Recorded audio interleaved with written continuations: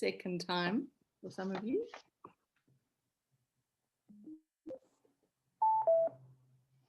Okay. Just getting everyone in. Just had the most incredible snow this afternoon in London. Went completely white. It's been freezing, but it's been amazing. Just thought I'd share that with you. My nephew phoned me this morning and was showing me, he FaceTimed me, so I was able to see. I mean, huge snow blobs. And I took the car out thinking I'll just drive quickly around the corner, and I was skidding in my car. I mean, ridiculous. But it's just all melting now, so we'll be back to normal tomorrow. But it's been the excitement of the week, you know, just to see white snow. Fantastic. Oh, and Jennifer says they've also had snow. Lovely. And that's the one thing we do not get here in South Africa.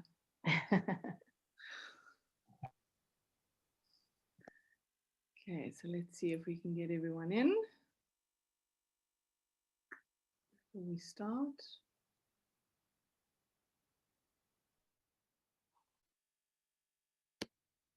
Okay, just give them a few more minutes.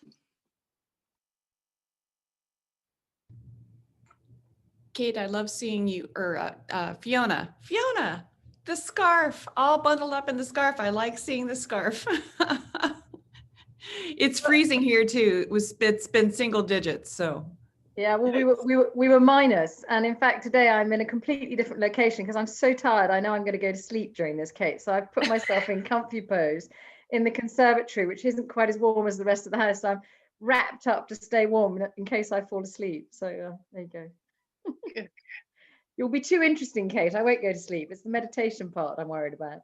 Yeah, it's generally the meditation. Hopefully we're going to get some energy out of this meditation, because I don't know about any of you, but I'm suddenly feeling really wiped out today. I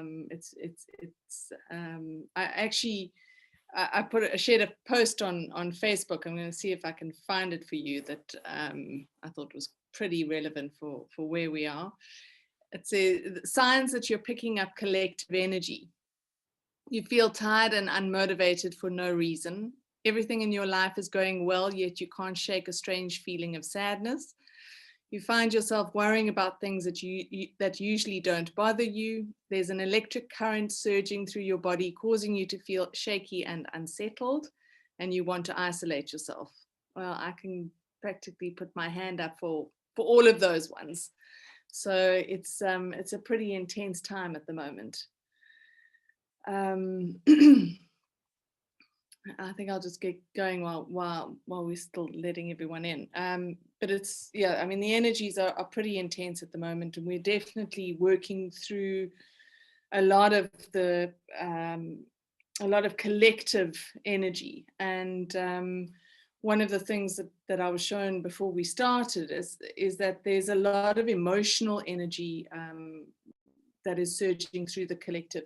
And it really is, it almost feels like it's being created because the world feels so unstable. You know, it's unstable and it's extreme. There's so much uncertainty. We don't know what's happening next. We don't know where we're going. We don't know how things are going to get better.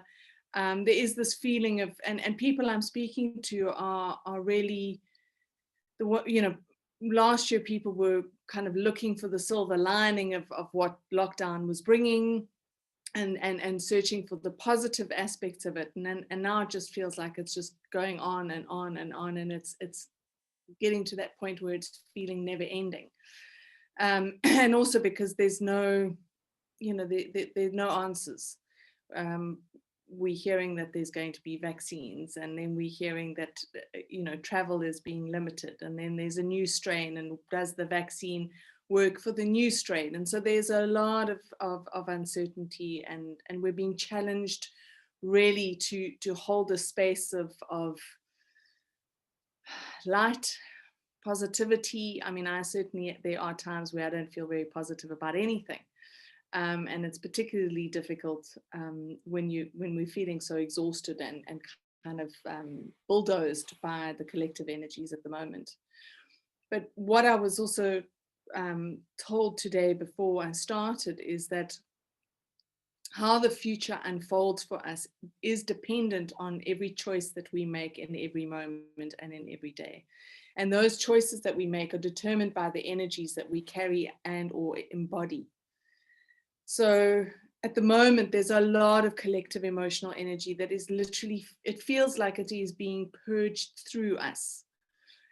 So as a result, we're feeling out of sorts, we're feeling emotional, we're feeling ungrounded, we're feeling panicky, worried, etc., etc. There's all these different emotions flowing through us, which are largely part of what the collective are feeling. So it means really that we are not necessarily holding our own individual energy, we're holding the energy of the collective. And I think we need to be conscious of that so that we can actually focus on letting it go, because it is something that needs to flow through us, not something that we need to hold or contain or keep within our field. It is something that we just need to learn to have flow through us. You know, we live in this collective soup of energy, and we can't, unfortunately, take ourselves out of it. We are part of it. As a human being, we are part of the collective, and we are linked to it, whether we want to be or not. But what we can do is manage ourselves and manage our own energy within that, which becomes even more important in times like this. So I mean, it's also, it feels like we kind of seesawing between these different extremes.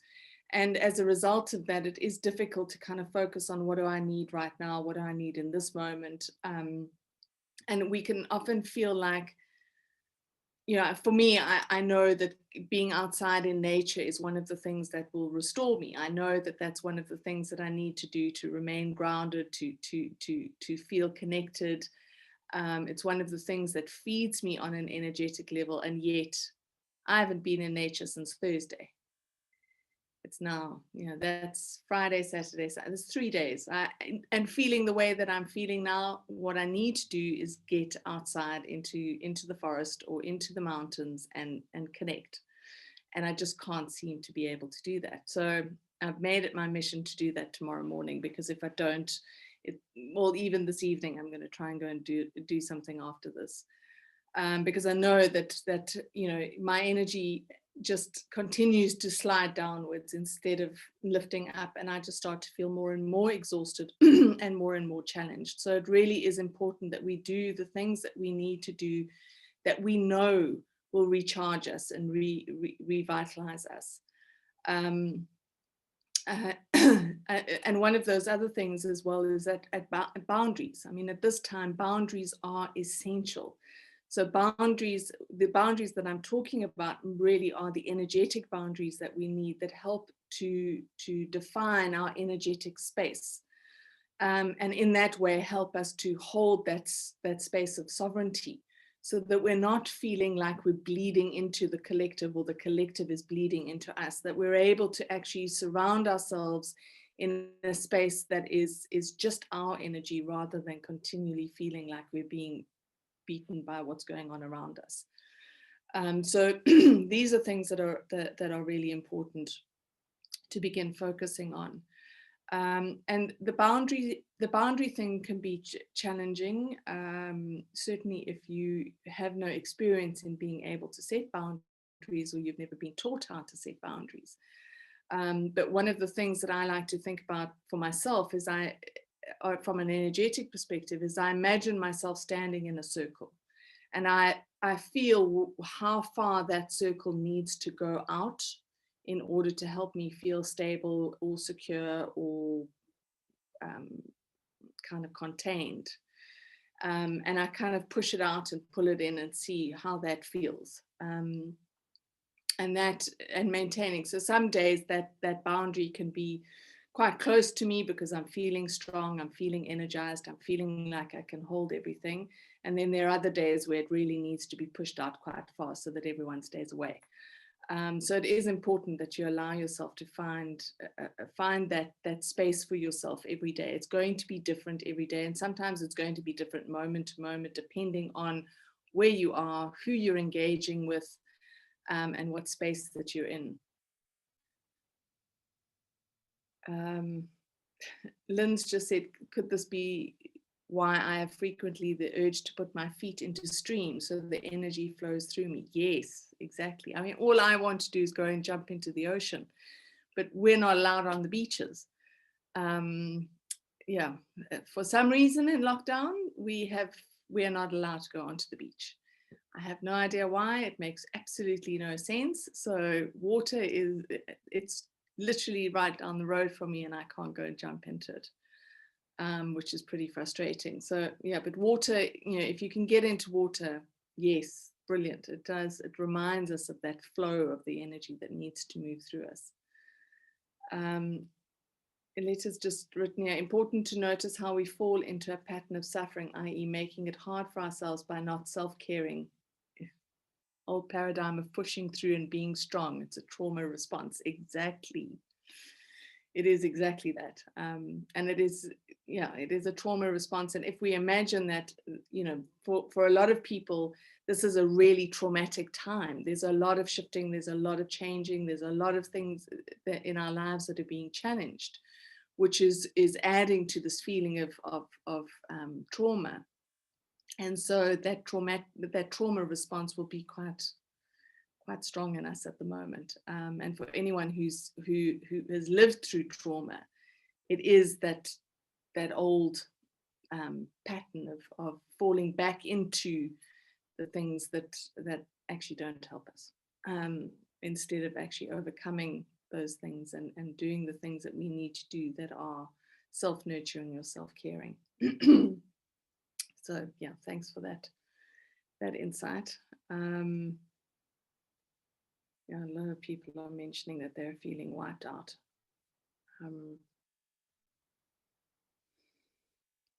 And one of the positive things that I was seeing for this week is that we're heading into the final week of January. And for me, January is always a challenging month because there is this overlap from the energy of the previous year and the energy of the new year. So it's almost like these two waves of energy that clash throughout the month. And we're trying to ride the wave of the new energy with the new year and trying to let go of the energy of the past year. So those two energies are often clashing within us and around us. And then on top of that, there is this, I don't know what word to use, this ideal that, with the start of a new year, we're going to have all these resolutions and we're going to have all these goals and all things that we want to initiate and start. And I don't know anyone who manages to get that right in January. We have all the good intentions, but it never seems to play out that way. So I always like to think that my new year starts in February, and I give myself January to almost acclimatize myself to the energies. And then when we step into February, we have more of an opportunity to start actually working with the new energies. So it is important as well to kind of let go of these ideas that, I should have done more, I should be doing more, I should be more motivated, I should be more on it with regards to my goals and what I want to achieve and what I need to initiate. Give yourself a break because we're dealing with a lot. There's a lot of stuff going on, both for us as individuals and for the collective. And what I do see is that, come the end of January, there is going to be an easing up of the energies. We've got a full moon on this week. Suddenly hit a blank around what day it is. It's 28th or 29th, I think. We also have Mercury going into retrograde on the 30th. So I don't know, this might be the one Mercury retrograde that we actually welcome, because it does mean a pause, in a sense that there is a moment where we are able to take some time to reflect. Mercury retrograde does offer that, along with the challenging aspects of it, which are often technical in nature. So technology can start to play up. I've certainly had a few issues with different programs that I work on that I just don't seem to be working properly. My the program I use to email my newsletters is doing some weird things.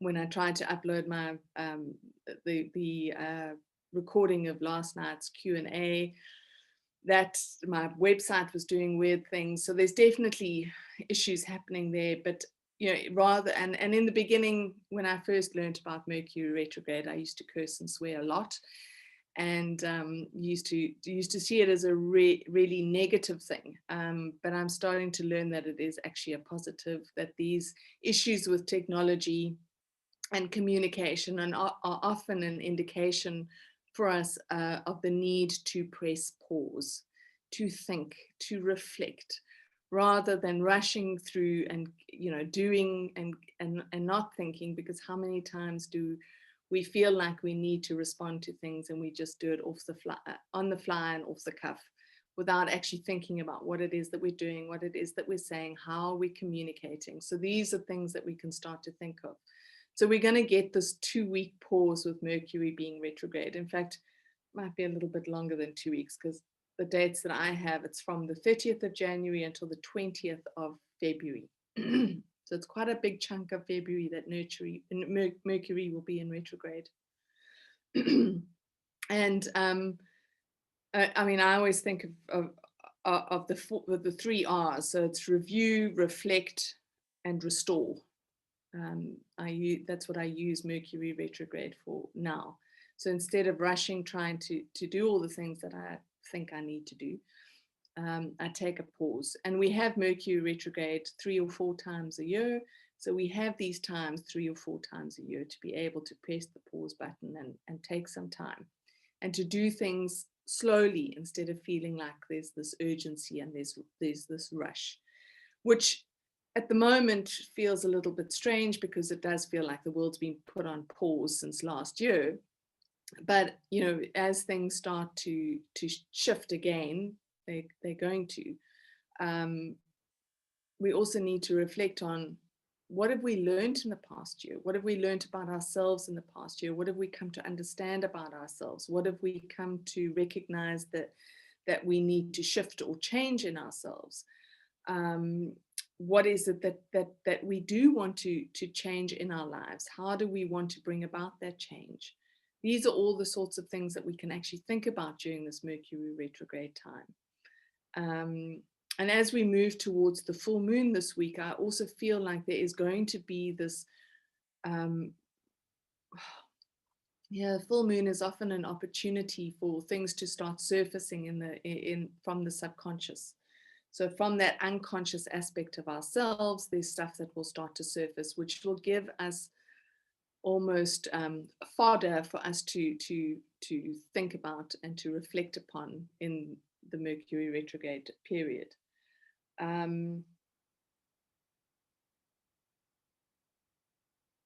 One of the things that I was also making a note of before we started was this real need for us to start thinking about how do we want the world to be different? How do we want our world to be different? What is it that we need to start putting in place so that we can create a different world for ourselves as individuals? As we start to do that, as we start to focus on that, we start to actually bring into our awareness, our consciousness, and our imaginations the changes that we want to bring. Because the world is not going to be the way that it is currently forever. It is changing, yes. It is going to be different, yes. We need that, we know that.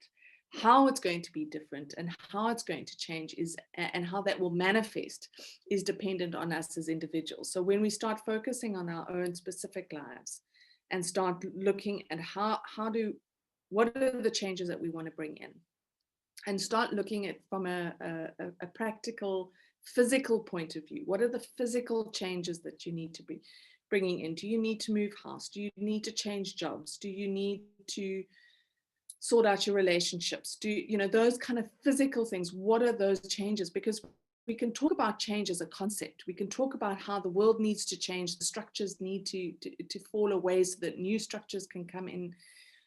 But if we don't start putting those in place in our own life, they're not going to happen in the rest of the world. It's not, there's not someone out there who is building out of Lego the new structures or building the new foundation. That is something we are building within ourselves. So we actually need to start manifesting these things in our lives now. We need to start building those structures in our lives now, not waiting for someone else to do it for us. And I think that one of the key realizations that I think a lot of us have had around this whole virus situation and the lockdowns is that governments do not have the answers. They are not the people who we can look to fix our lives. They're not going to do it. And there's there has been this naive idea that if we look to the leaders and if we look to government, they will fix it, they will make it better, they will change things for the better. When have they ever? Ask yourself, when, look at your own government, wherever you are, when have they ever? Even, if we look at, I know I speak about my own country, but it's a fascinating example of a shift in consciousness that happened here when we moved out of apartheid. And there was all this hope and all this incredible excitement around stepping into a democratic government and having this new inclusive country where we were calling ourselves the Rainbow Nation. And yes, and there've been some incredible changes, but not the ones that were promised by the government, the new government. And if we look at I haven't gone into it in huge detail, but I'm looking at a few things, and a tweet came up on my Twitter feed around something that Kamala Harris had said around, unifying America and unifying the people of America. And I just thought, that's a big thing to put out there. It's a big statement to put out there, because a government is not going to unify a country. It is us as individuals that will unify within our own communities, and so that will build and grow. So it really is something that we need to become conscious of, that the changes that are needed in our world are not going to be initiated by some government, by some leader. They will not. We are the ones that will do that, and we need to take responsibility now and start actioning those things. So we have this time as we step into Mercury retrograde to reflect on what are those changes that we need to be making. What are the changes in our own personal life that we can start making, where we are building these new structures and building these new foundations. Let's also say that let the relationships, etc., go that are feeling heavy and chaotic, by letting go of things that we're able to make space for the new. And I agree. I mean, we spoke about some of this in our Q&A last night around this need to let go and letting go of ideals, letting go of concepts that we've bought into, letting go of beliefs that we have held onto. And for a lot of us, that belief that there's going to be some great savior that is going to come in and save us and fix everything. We are that. We are the ones that are going to be doing that. We are the ones that are here on the ground, on this planet. We're the ones that are that need to be doing that. And obviously there are ways of living and being that we have engaged in for much of our lives. And I mean, in the last 2 or 3 weeks, there's a feeling of the only way I can explain it is that there's another veil that has been ripped away, and I'm seeing things with such clarity. I'm seeing things in my life. I'm seeing people in my life with such clarity, and not from a judgment point of view or a place of criticism, but a place of really being able to see, what do I want to keep in my life and what do I want to let go of? Who do I want to keep in my life and who do I need to let go of? I mean, there definitely is this, this, I don't know, it's like these light bulb moments that are happening. And then I don't really know what to do with it. So I go back and lie in my bed and hope that I'll find some inspiration there. So as much as I'm having the light bulb moments, I'm not really sure what to do with them. So I am still working and hoping that I'm going to get to a point where I'm going to actually be able to take action on all these realizations. And like that Jennifer says, the higher power lies within. Exactly. I mean, that is exactly what we need to recognize, that we have it within ourselves, and that is what we've got to utilize at the moment. And Karina's just said, we are the ones we have been waiting for. Yeah, I love that. And that's from that Hopi prophecy that I think I've shared a few times, around something around, we're in the river now and it's running very fast, and let go of the side, let go of what you're holding on to, and allow the current to take you. Yeah, people agreeing, seeing people clearly, experiencing the same thing. Yeah, like that. Yeah, Megan, embracing our own power and not shying away from it. Elisa said, when people don't take responsibility for themselves, they blame others, the government, for all their troubles. It's a big problem in the US. I think it's a big problem all over the world. I think that, you know, we do like to blame other people when things don't go our way. When we feel like we're out of control, then it's someone else's fault. But we're certainly, I think, as we become more aware and more conscious through this time, we start to recognize the responsibility that we hold within ourselves, and the responsibility we have to make the changes that need to be made. And it's just said, Lee Harris says, we must chill and let the energy settle and not try to jump into action too soon. It's a new creativity and will take months to integrate. Yep, I agree.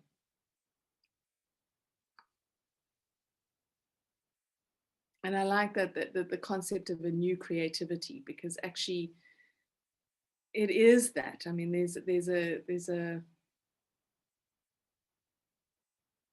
is a real need for a new way of envisioning our lives and envisioning a new world for ourselves. And what I've been noticing as well is that the more space I can create in my life, whether that's on a physical level or an emotional level, or even a mental level, the more space I have for that new creativity. And one of the things that people don't often realize, and if you've had small children, you know this one, where they come along and tell you, I'm bored, I don't know what to do, tell me what to do, play with me, you know, and half the time as a mother, you don't really feel like playing. And one of the things that I learned pretty early on, we didn't have a TV growing up. My children didn't have a TV.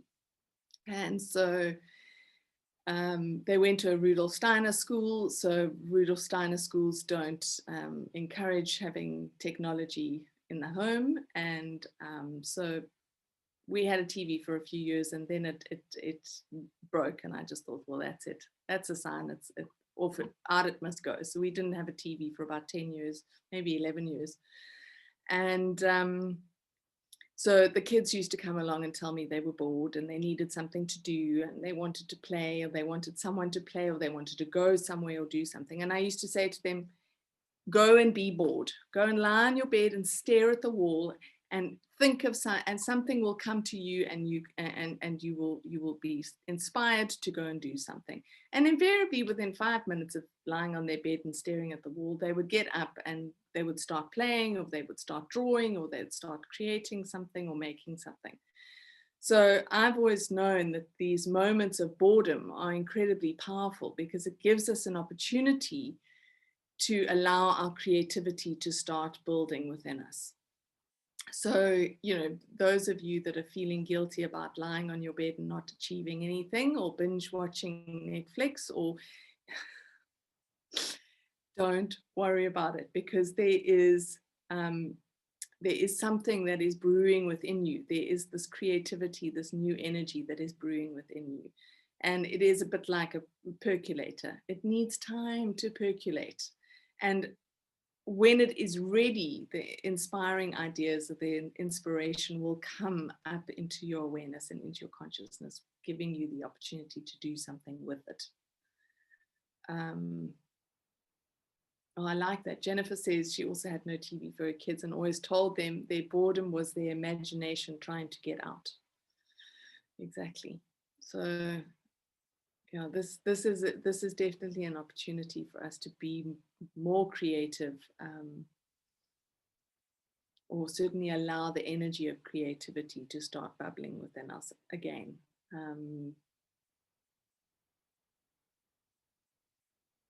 And let it take us where it needs to take us, rather than trying to control it or manage it.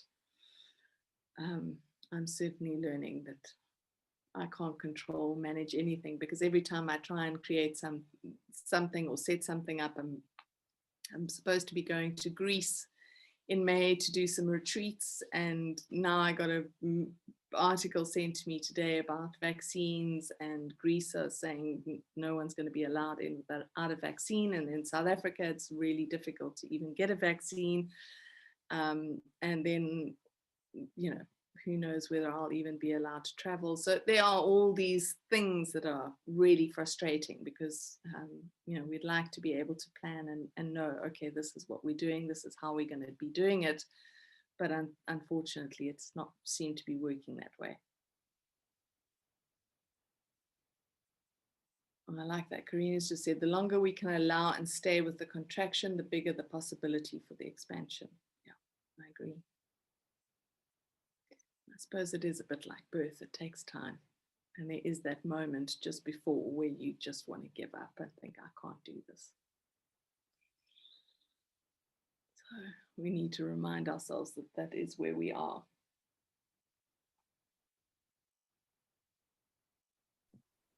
Kate, just a small thing on the point of travel. I'm not talking about Greece. I had a trip booked for the 13th of March, which is 1 week where I go, and it's a sort of retreat where you relax and chill out. Really looking forward to it. And because they've now put Portugal on the travel ban and things, I think I've just come to the conclusion today that really I ought to just be thinking to cancel it, rather than sit with the anxiety of thinking it's 5 weeks away or 6 weeks away. You know, it could change, but it might not change. It's unlikely that it won't. And what you're saying about going with the flow and things, it's slightly against going with the flow. It's saying, right, I've got to take a decision so I don't sit being anxious, waiting for something to decide whether it will happen or not. Is that good or bad? It's almost sort of getting rid of things that you're unsure of rather than going with them. That's the point I'm trying to make. Yeah, I mean, I agree with that. I mean, I think that at this time, if you can alleviate your anxiety and alleviate, you know, that's taking up space in your head, that actually, you know, close that door in whatever way that is, whether it's coming to the decision of I'm just canceling it because I don't know, or I'm leaving it because I don't know, whatever that is, just close the door. I mean, for me, I'm not canceling Greece. At this point, I will wait until April before making that decision. But, you know, if it's making you anxious, then definitely cancel. I think we've got to do all that we can to help ourselves feel as kind of relaxed and open and stable as possible. And if that means, you know, not committing to certain things, then don't do it. Anyone else? And also, Kate, I think, in Fiona's case, you're looking forward to something. So you're creating an expectation there. So, yeah, I think you quite often beat on about like, check your expectations. And if that expectation is creating an anxiety within you as to whether it's going to go left or right, then take that expectation away. And either just say, well, in 5 weeks' time, I will or won't go, or stop it now because of the expectation on that side. So yeah. Yeah, I think one of the worst things that we can do is live under a cloud of expectations of how things may or may not be, because that can be really limiting. And again, it's putting energy into something that may be blocking something else, just in your own head. And if we are working towards allowing the creativity to bubble up in us, we need to sort out our mind. We need to be able to let go of whatever's limiting us in our heads. And that limitation can be expectations, it can be beliefs that we are holding on to, it can be stress, it can be things that we're worried about, things that we're concerned about. So we need to actually address all of those things and let them go. Because the mind the mind likes to keep things in its little compartments, and it likes to have structure, and it likes to have conformity. And we're living in a time where that's not really something we're able to have right now. So we need to be able to have a mind that is free and open, rather than filled with all of these ideals or structures or beliefs or expectations. One thought I'm having, Fiona, about this is, if you decide to cancel it, to really feel into the openness of what might be during that time instead. I know myself, and maybe this wouldn't happen for you, but if I were to cancel a trip like that, I might be tempted to go back after canceling to see, well, would I have been able to go? And I would say, resist that. Don't do that. Because then you're still taking up that space. But to instead fill it with, the wonder of, so what could I be doing that isn't that? And that, I know that would help me. I'm for what it's worth.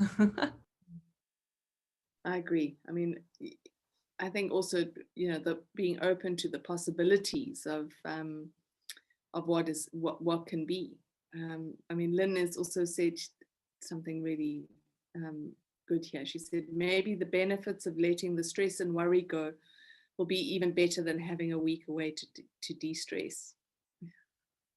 Need a week away to de-stress from the worry of whether you're going to go or not.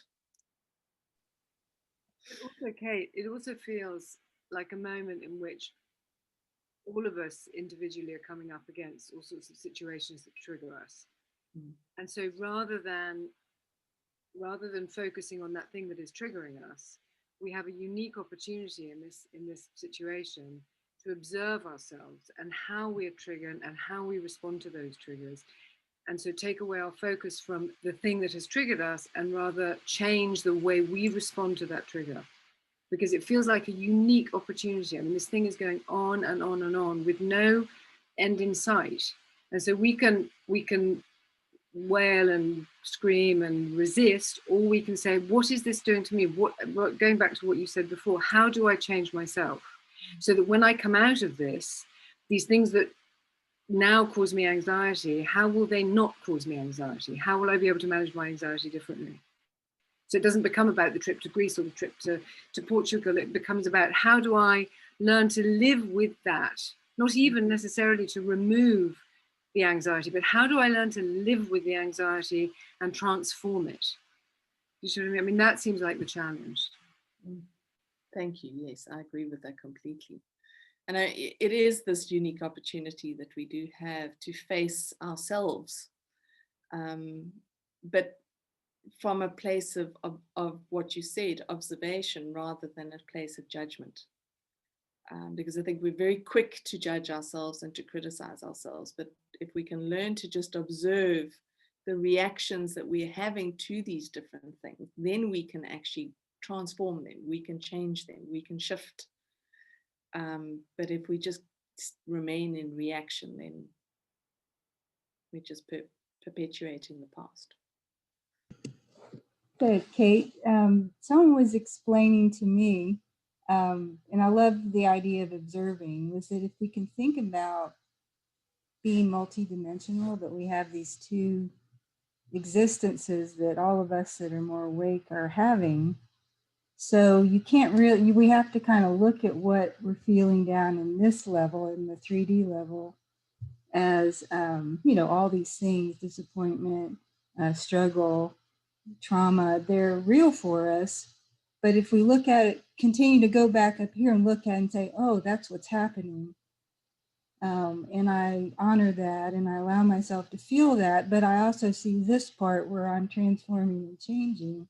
That if we can look at it that way, that it keeps you from dwelling down here. It allows you to get, and I just thought that, you know, that made a lot of sense to me with what I know I'm seeing and experiencing. But also, the more we all can stay up here, the more this world begins to change. Because the more we, like you were saying earlier, the more we change, more people around, because our frequency's higher, more other people do. And it's that kind of process we're going through that's just going to take some time. But anytime we're feeling ourselves down here, just try to honor it, but also look up here and say, gosh, that's what's happening. You know, that's what's happening. I'm observing it. It's okay. I'm transforming it. And then it just kind of gives you a sense of peace about it. At least that's what I found. I love that. That is brilliant. Thanks, Lorraine, for sharing that. I think that is key. And I think we also need to, and this is something that I think we've discussed often on the webinar, is finding those practices or those things that take us into that higher space. You know, that enable us to reflect on what's happening on that bottom level, but maintaining our awareness in that upper space. And you know, actually, for me, one of the things that does take me into that space is this group. You know, connecting with all of you every Sunday is what actually helps me maintain perspective in a lot of ways, because it's you know, as we come together, as we talk, as we share, and then as we meditate, there is this feeling of working together to lift each other. You know, it's not just me trying to do it for myself or you trying to do it for yourselves. It's a collective, a group collective here that we are creating, that is lifting each one of us up and raising that vibration. So again, another reason to be grateful. Kate. Hi. Hi. So I wanted to ask something, and it feeds perfectly into everything we're talking about, funnily enough, today. So I did this thing today, just a process that I had to do. And I was like, okay, it's Sunday, I'm going to make the time.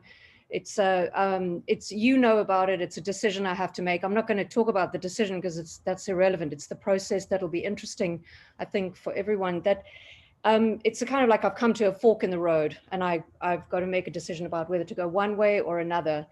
And I kind of went into a very deep space. I did go into the medicine wheel, and I was, you know, I said, okay, my soul, I need you to, you know, give me some information about each of these, you know, going that way or going that way. Give me information so that I can make a decision from there. And it was very interesting because the one route, it said, I could clearly feel in my body, I could feel it's a harder route. I can feel it's not going to be pleasant. And I will have to heal from it. The healing wouldn't take that long. It would be about 5 weeks. That's what I got. but still, it's 5 weeks of my life. And funnily enough, my soul said, so if you take this route, your human self will be more resolved. Your human self will get more satisfaction.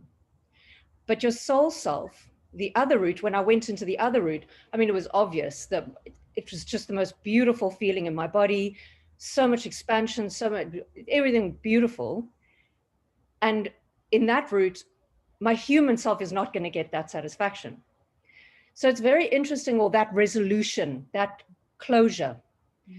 And so I sat there and I was like, okay, so now what do I do? Like, I wanted to make a decision. Now this has almost made it harder because my human self still wants that closure and wants that closing a door. You know what I mean? And I honestly, at this point, look, I've still got to do another something to really make a decision now, but I don't know. And then I started thinking, as you were all talking now, should I actually make the choice then that is going to be the best one for the collective? Because when my body feels better, that's probably going to be better for the collective. And I thought now, as you were talking, I was thinking, well, maybe that's actually what should decide me, you know. But at the same time, should we always now be going against what's good for our human self? Should we always only be doing what's good for our soul self?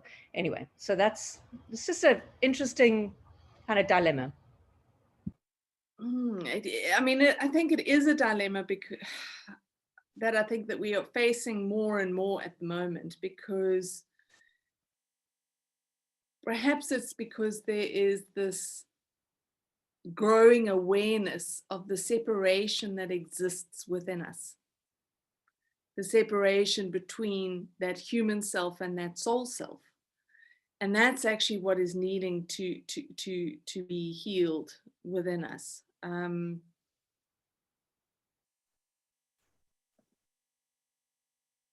that, you know, it can be incredibly challenging because we are human. We exist within this human realm. And for anyone who has felt that connection to their soul, the soul is very neutral in how it engages in life or in our experience of life. It doesn't have that same emotional reaction to things that we on a human level have. I mean, there have been many experiences for me where I felt really challenged by things that have happened. And I think I need some guidance, and I connect to that part of myself, and I do the journey that I need to do to connect to my soul and to access the wisdom. And quite frankly, my soul does not give a shit. It really does not care. It does not care that I am struggling and that it is really hard and that I'm tired of struggling and that I need an answer and I need some direction. It doesn't care. Because actually there's that part of us that knows that everything is perfectly orchestrated, that everything that is happening is how it is meant to happen, that there is a divine plan to everything that is unfolding within us and within our world. And so it is the human part of us that forgets that and thinks that we have some sort of control over all of this, when we don't. The only control we have is how we respond or how we react to everything.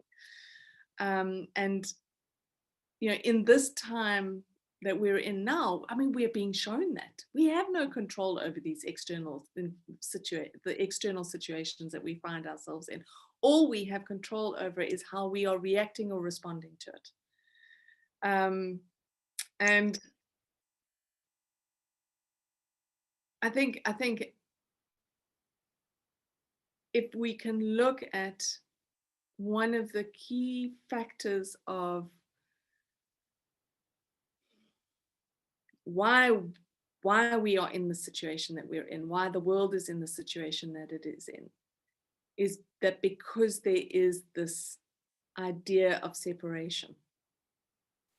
We think that we are separate. We think that we are separate from our soul, separate from each other, separate from the divine.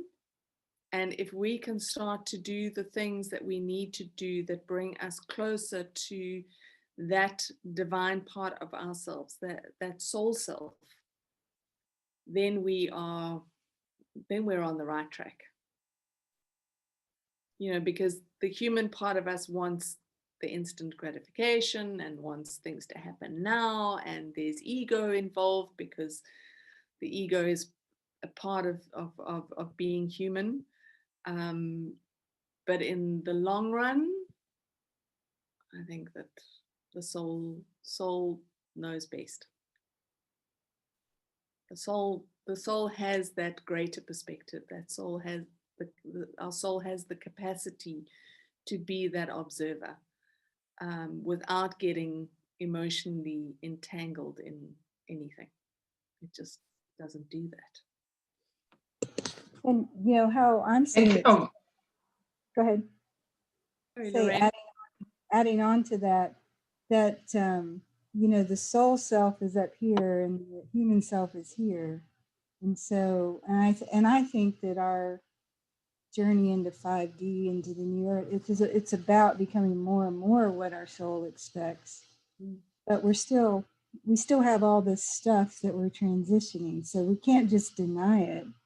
We have to, you know, and I think there are certain times it is ego, and we can say now, oh wow, that's my ego, that my ego cares about that, but it's really not that impacting for where I need to go.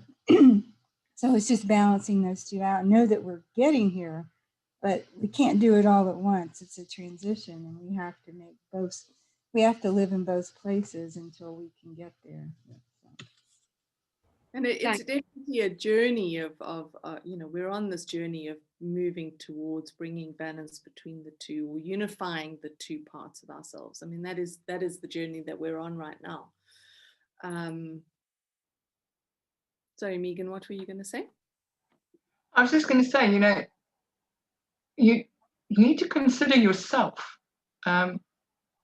Yes, we do all affect the collective, but I mean, that's such a huge thing to try and take in and say, oh, am I doing this for the collective or not for the collective? If you are doing what is right for you and what is right for your space and the reason why you're here, what your soul needs to do, that is enough, because that will affect the collective when you are not coming from your ego, when you're coming from your soul.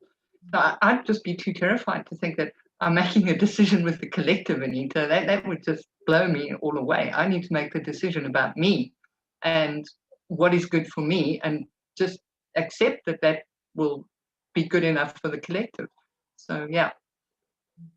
I hear you, Megan. And even if you know, even if like I said, it will involve a certain amount of pain for me, maybe that's something that actually does have to happen, because once I've healed that pain, then that's something that needed to be healed for the collective anyway, if you know what I'm saying. So my little micro journey maybe had to include that. I'm not even saying, I totally get where you're coming from. I know I can't take that amount of responsibility, but in a way, I guess I am taking a lot more responsibility on that level now. I am. But I mean, not to the point where, you know, I'm driving myself insane, because you can drive yourself insane like that. Yeah. But I know what you're saying. I know what you're saying. I would never do it in an energetic sense, put it that way. I won't, you know what I'm saying? I'm not going to take the weight of the world on me energetically. But yeah, anyway. Good. I mean, sorry. It feels like a dream I had, a recurring dream. I stole a bus, a double-decker bus, and I was driving it. And as I was driving along, the path got harder and harder and more narrow and difficult. And the next time I had the same dream, I thought I was driving the bus until I found myself upstairs, actually looking, and downstairs somebody was driving. And the third time I had a dream, I actually took a step back and let the bus drive, and the path was wonderful. And it feels like the first option that Anita has, it's kind of like her ego saying, I have to go through struggle again. I have to do this again because it's all I know.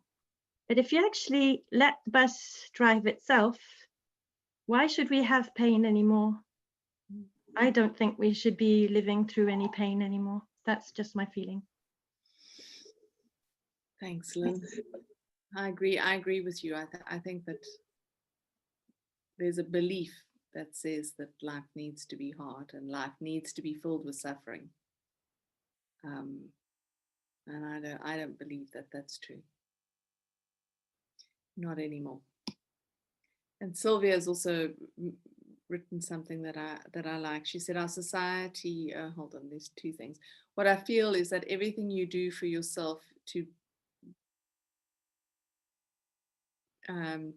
be with more peace, joy, heightens your vibration, and at the same time you're doing that for the collective. So when you choose that path that feels light, you're automatically doing what you need to do. Our society, and she says, our society has taught us to first do everything for others and let us the last person to be taken care of. We need to put us first as the most important person in the world, because we have come to raise the planet to the fifth dimension, and we do this by raising ourselves to the fifth dimension, doing everything we need to be in peace and happiness. I like that. Thank you. Yes. And Letta's also written here, what if the healing of the world is a side effect of you doing your soul's calling in the world? Good question. And I truly believe that too. And again, you know, Lynn, as you so beautifully put, if we just let the bus drive itself, it is easier.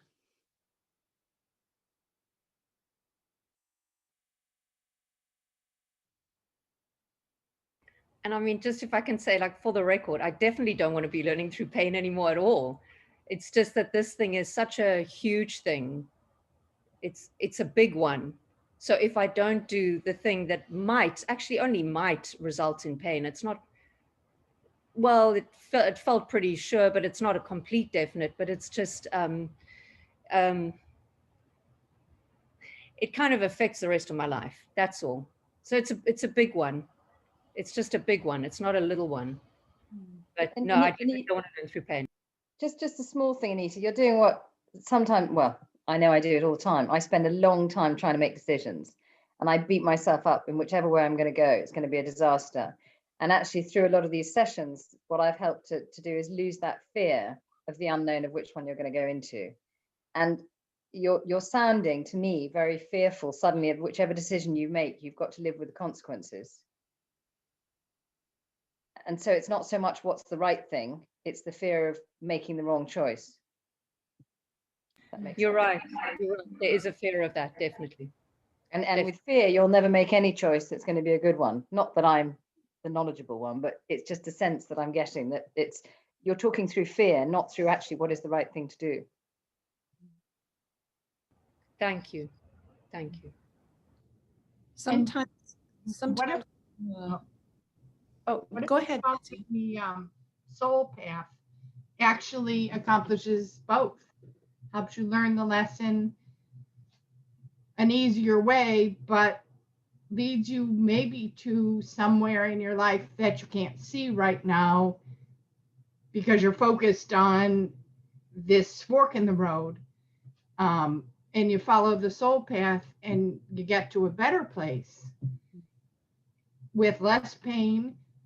I mean, look back at your life and maybe you'll see that there's a lot of times that you didn't pick the harder road and you still ended up in a really good place. Just a thought. Thank you. Thank you. That makes a lot of sense. Something that Lynn said about letting the bus drive itself makes me wonder whether, if you do that, if any of us let the bus drive itself, we actually find that the fork in the road disappears, and that there was actually no choice that you had to make in the first place. I like that. I like that too. And actually, then we can just enjoy the journey and watch the scenery. Yeah, I really like that.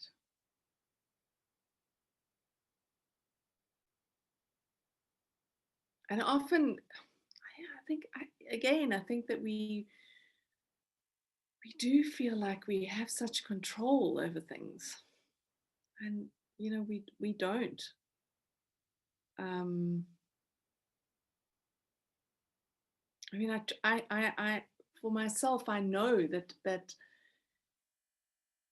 my soul has chosen this life. My soul has chosen every experience, and some of them I kind of go like, what the hell? Why this path? Why this journey? Why these experiences? But if I reflect back, I can see why. I can understand why. I can see the gifts that my journey has given me, as challenging as some of those experiences have been, as and I know that when I speak of my life and the journey that I've been on, there are people who are pretty amazed at where I am now and how I got here. But I think that part of that is because we can choose to look at our life and look at it as a place of pain and suffering, or we can actually look at it and say, well, it has been a path of growth.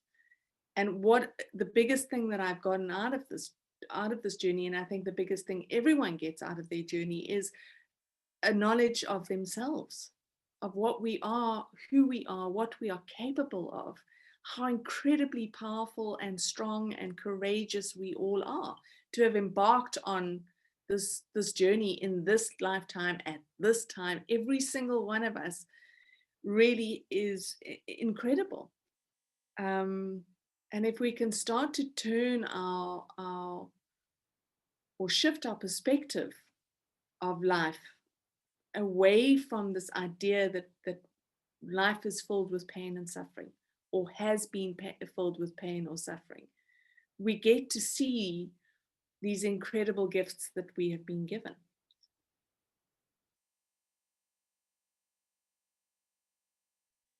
And I mean, that's the choice we get to choose, is, how do we see this? What is our perception showing us? What is it that we are going to look at? What is the reality that we choose to look at? Are we going to choose to look at, certainly in these times, we can look at it as a time of Armageddon, really, the end of the world. Or we can look at it as this incredible opportunity that we have to create a new world. Where do we put our focus? Where do we put our attention? For me, I know that for myself, I need to put my attention on the creation of a better world. And in that place of hope and faith in myself, faith in all of you, faith in humanity, faith in the goodness of humanity. Because I think that there is a real goodness that exists. And it is that goodness that will overcome everything. And I look at the children and the next generations, and I'm continually amazed by these kids and the insights that they have, and the self-awareness that they have, and how they see things. And it is there that I can see we're going to be fine.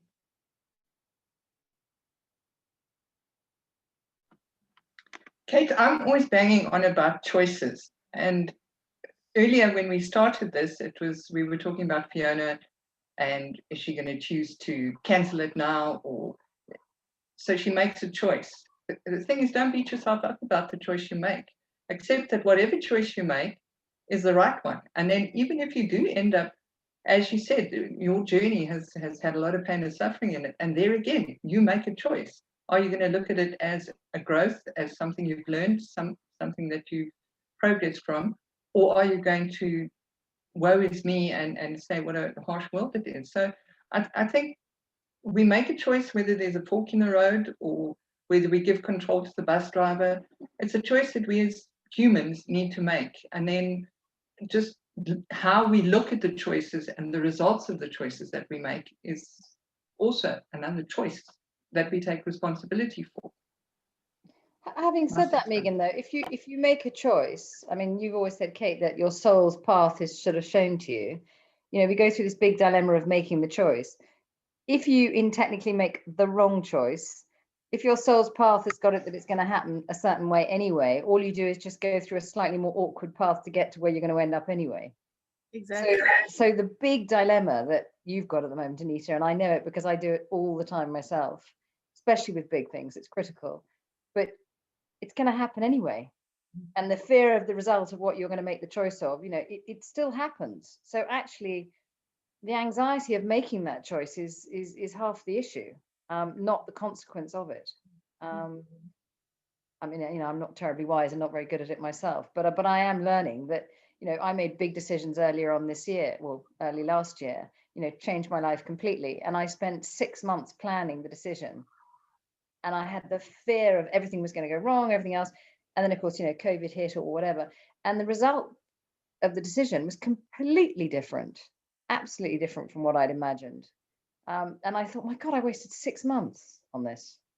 And just suddenly, like, it was no big deal. And I just walked away. And it was huge decisions, you know. So anyway, what will be, I think, is the answer. I agree. I agree. I like this part. And they said it can be easy, but giving up the control is the scary part. Amanda Gorman. I don't know Amanda Gorman. She said, my spiritual mentor used to say that you can get it wrong, but you can't do it all. No, exactly. And I mean, what is wrong? You know, again, that's our judgment of a situation or an outcome. Is there anything as such as right or wrong? I don't believe that there is. I think everything has purpose. And whatever decision we make, whatever choices we make will lead us into some aspect of our journey that offers us healing or growth or both, generally both. I used to debate my nephew when he was younger all the time, and I'd say, there are no wrong decisions. And he'd be like, no, Aunt Nan, that can't be right. And I always used to say to him, there's only the decisions you make and the consequences they bring. There's no wrong decision. It's just, can you live with the consequences of the decision you make? And he'd be like, but what if I'm standing on a train track and there's a train headed for me? And I'm like, well, then get off the train track. You know, it's a better decision, but if you stay on the train track, you know what the end's going to be. And it used to make him so crazy. But if you think about it, it's true. It's the decisions you make and the consequences that it brings. If you can live with it, then you haven't made a wrong decision. This reminds me, absolutely right, Nancy. That's a great observation. I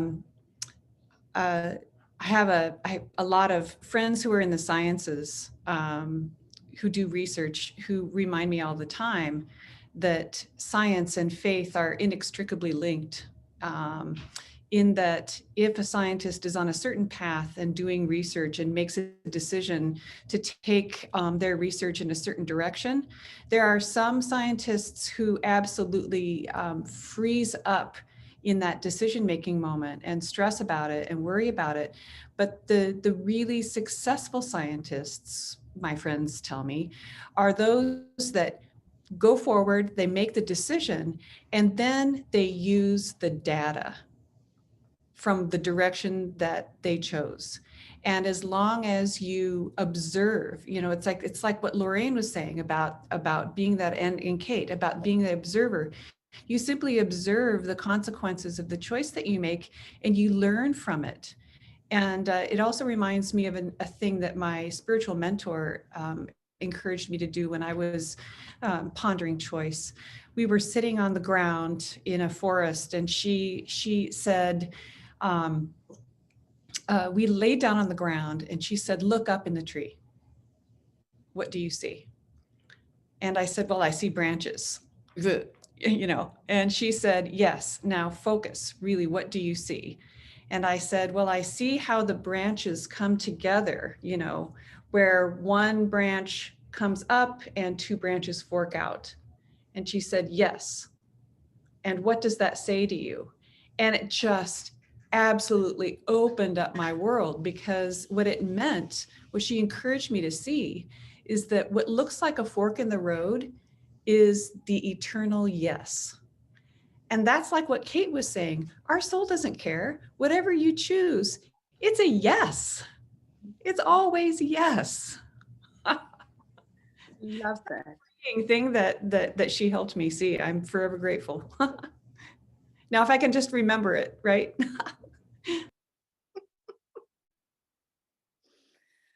I love that. That is the eternal yes. Yes, exactly.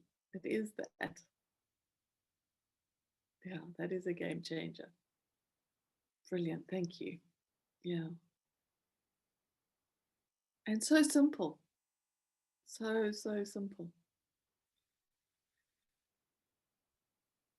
I must say, Anita, I'm grateful for you always bringing up these things, because it certainly helps me reflect and remember and think more deeply, and it's just invaluable. So thank you.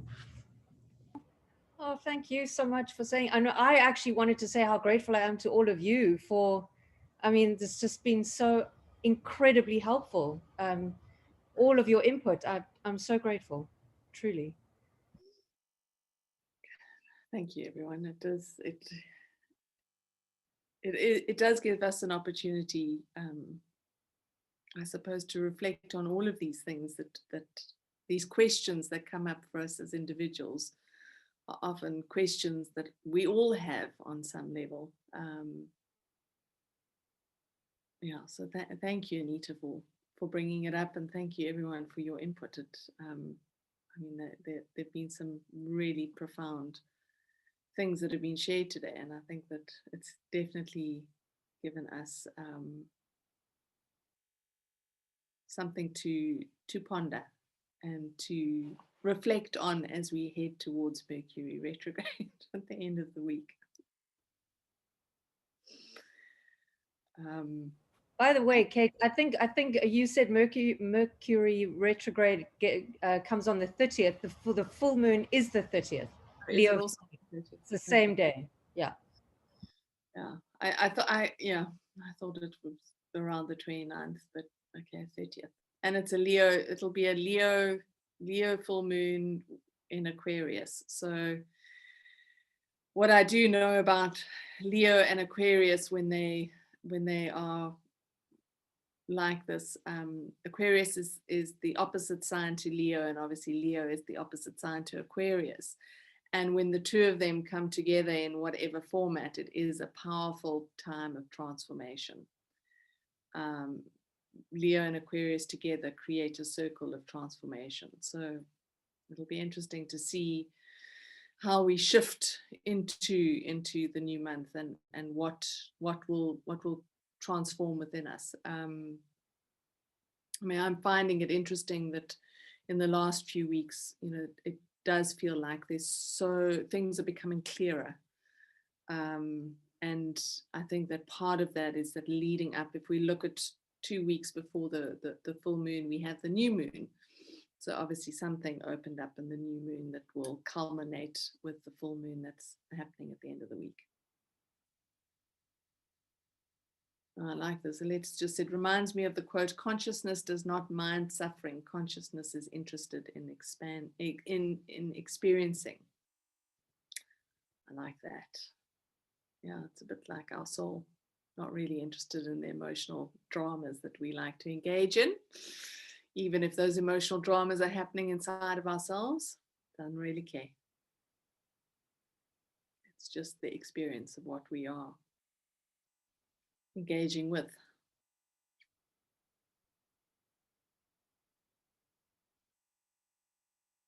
Okay, thanks so much for joining us, Karina. It was lovely to have you here. And hopefully we'll see you next week as well. Yeah, if I could just say hello and thank you, everyone. It's really very, very special to be present with you. So thank you. Bye-bye. I did read out your email last week, and Oh. so if everyone, I did introduce you. Thank you weren't you. here, but it's good to have you. Yeah, I look forward to it every week. So it's really quite special to actually be present with you and see you. It feels such a special group, and I feel really lucky that I found you. So thank you very much. Bye-bye. Bye-bye. Okay, so maybe we can.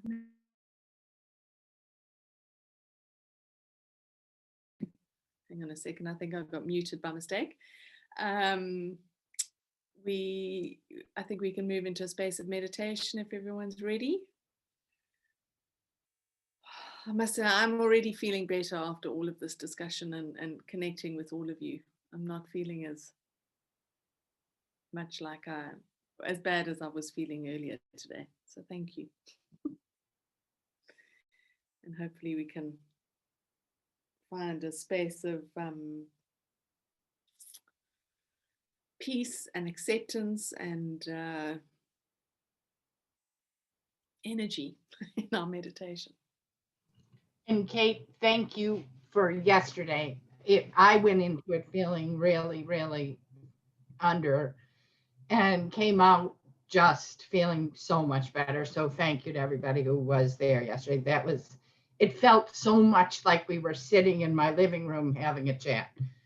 And I loved that. So thank you for facilitating that. No, I didn't take my tree down, but I still had a better rest of the day.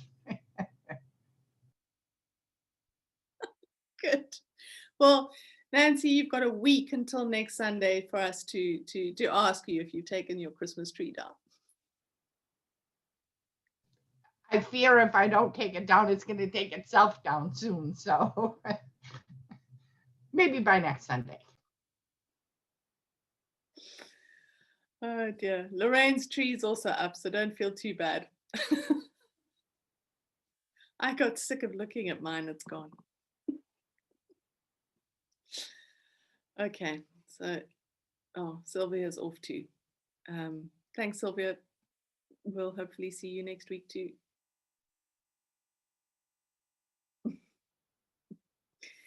Okay, all right, well, let's settle into a space where we can meditate. Yeah, I like that one, the 13th, it's the 13th month of 2020. It's okay. You can keep your Christmas tree up for a little bit longer. All right. So just allow yourself to close your eyes.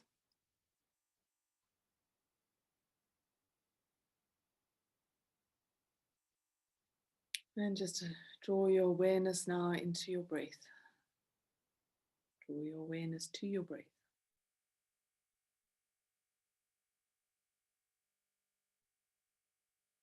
And just allow yourself to settle into this moment, into this space.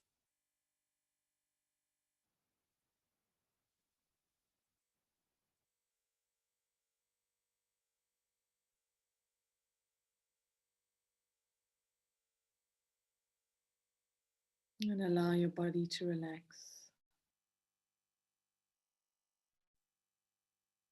And allow your mind to still.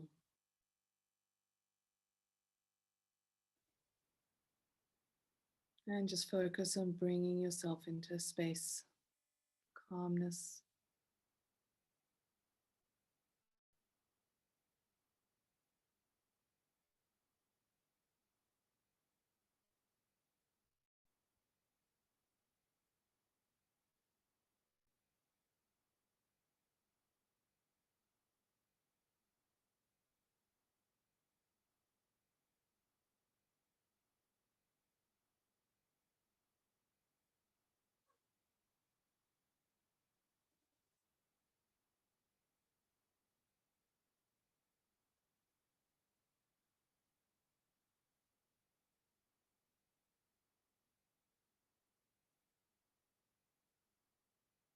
And then draw your awareness down to your feet.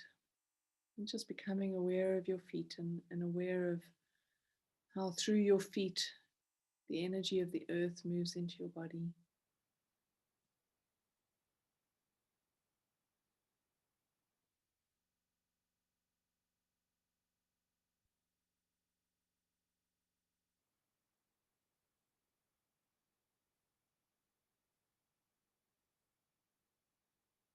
And just become aware of the energy of the earth as it moves from your feet up your body.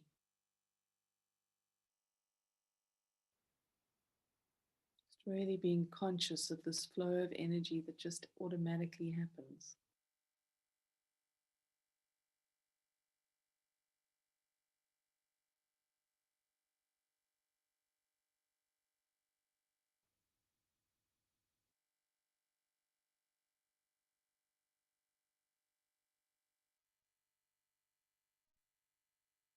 And just allow the flow of earth energy to move throughout your entire body and being now.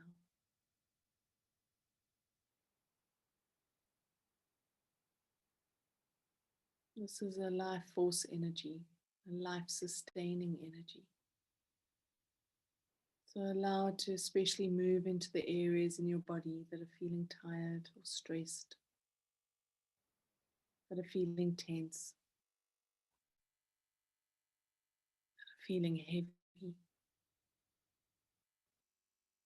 And just allow this energy of the earth to bring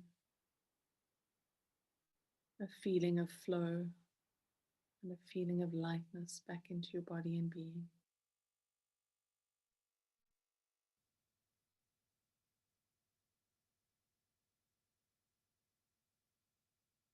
Allow this energy to move into the bones and the muscles.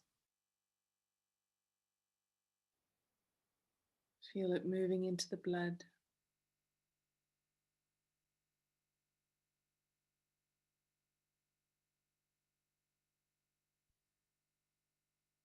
Feel it moving into the different organs.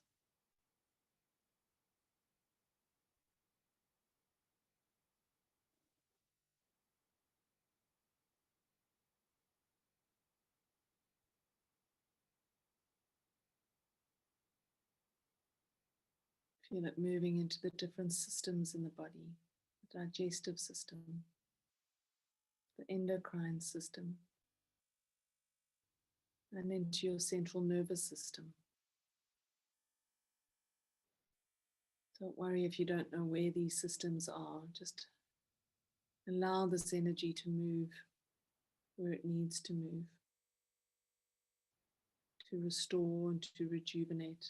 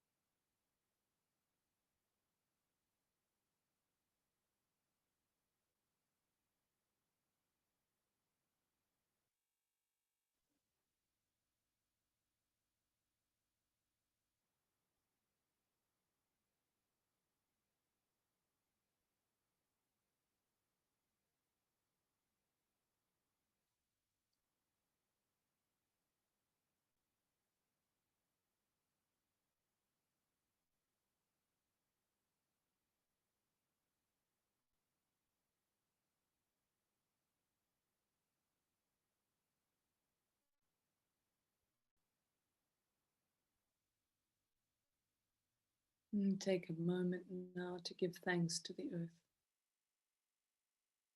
for her energy, for her love,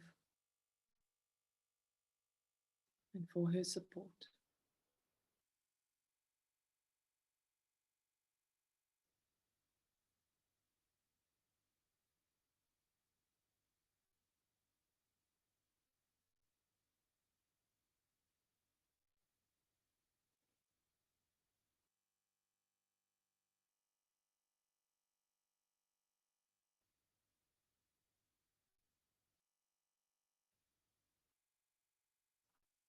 And now focus your awareness on your crown. top of your head. And just become aware of the divine energy that moves, the divine source energy that moves into your crown, that moves in through the top of your head and flows in and around your body.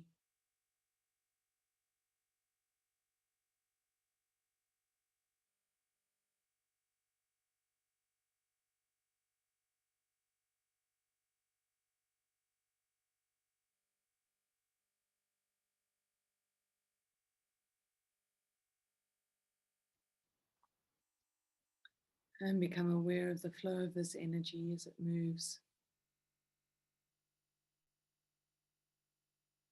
and flows through your body and being.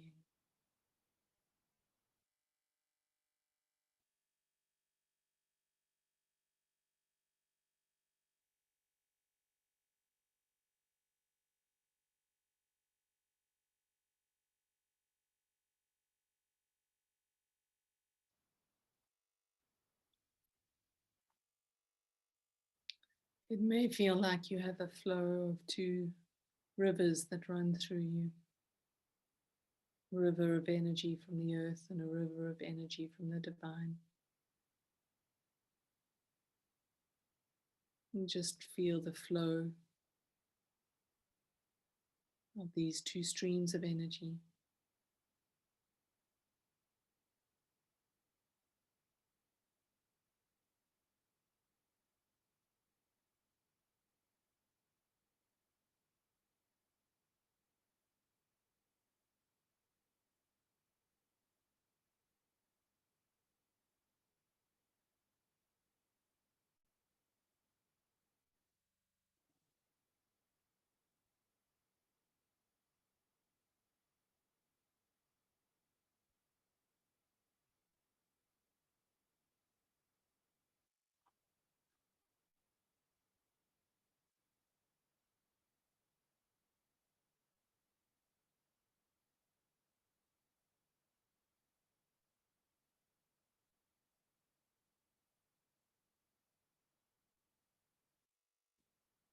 And scan your body now.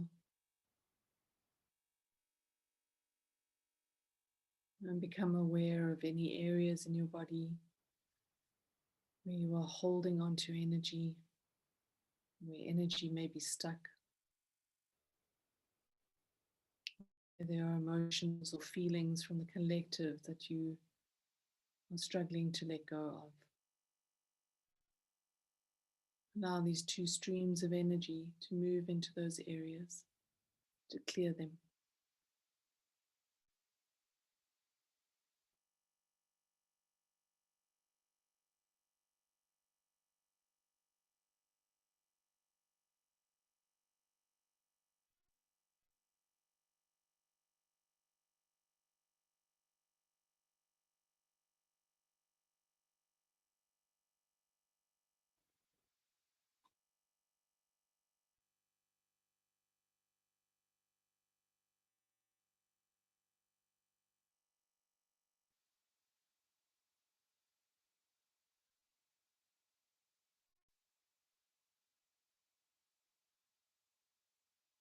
And as the stuck energy or blocked energy is cleared,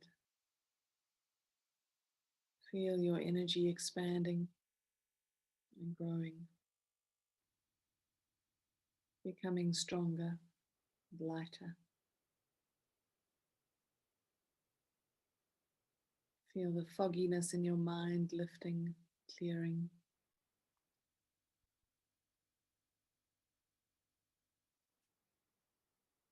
Feel the heaviness on your shoulders being cleared and released.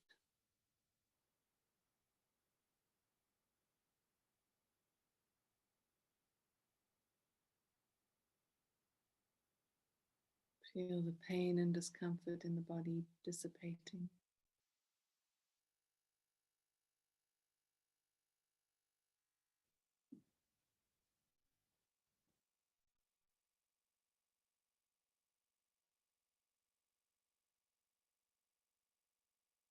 And feel your heart opening and expanding.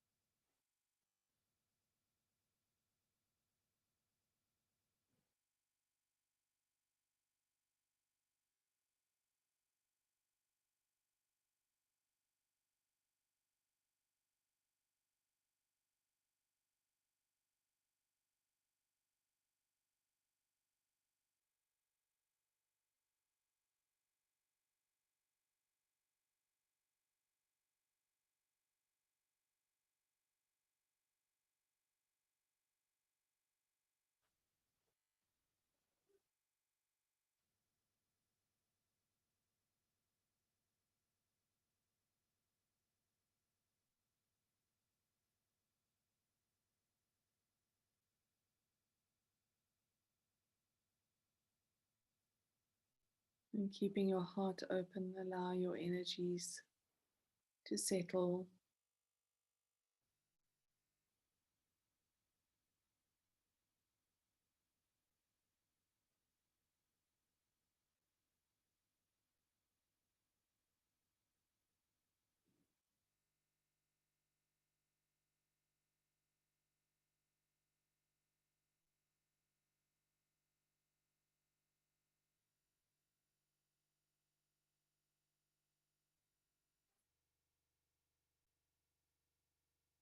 And just take a few deep breaths now and bring yourself back into this time, into this space.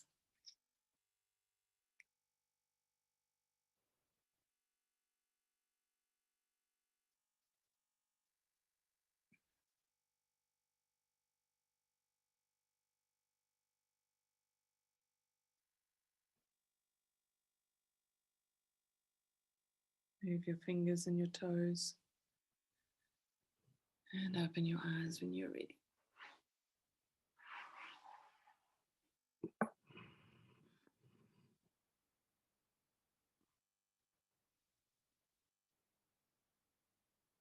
Oh.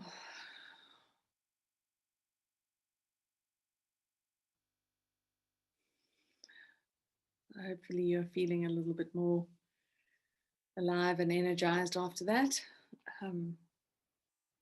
Someone said to me today, I feel exhausted, wired and exhausted. I think it was Alette who sent me a message and said she felt wired, exhausted and wired all at the same time in the last few days. So I think that hopefully this meditation would have settled things a bit for us, and we can move into a bit more of a more peaceful space.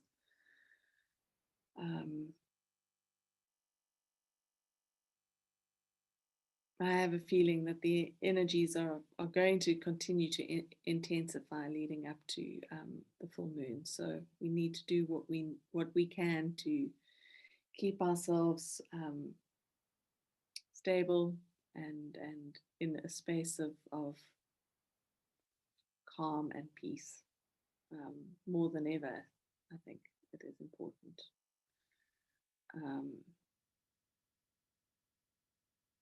So I hope this helps to remind you of what that feels like, and let things just flow. See where the current takes us. Thank you so much, all of you, and I look forward to seeing you next week. I think we might even be meeting on. Are we meeting on the 30th, or we meeting? I don't think what the date is half the time. Oh no, the 31st. So we're meeting the day after the full moon and anticipate Mercury retrograde. So we may have some technical issues.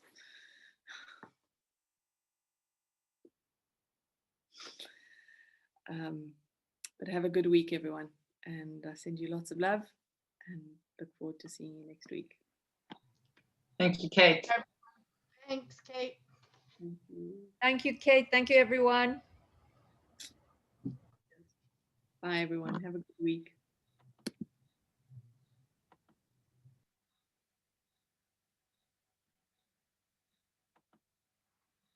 Okay.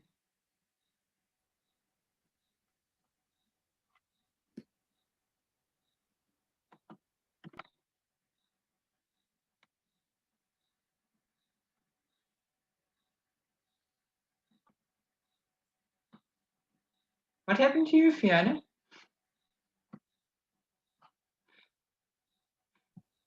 For some reason, my internet connection just crashed. So I just didn't know whether the whole thing had just been abruptly stopped or whether it was me, but I'm back. It crashed and we've ended. You've ended it. Okay. Yeah. Nothing. See you next week. See you next week. Okay, bye.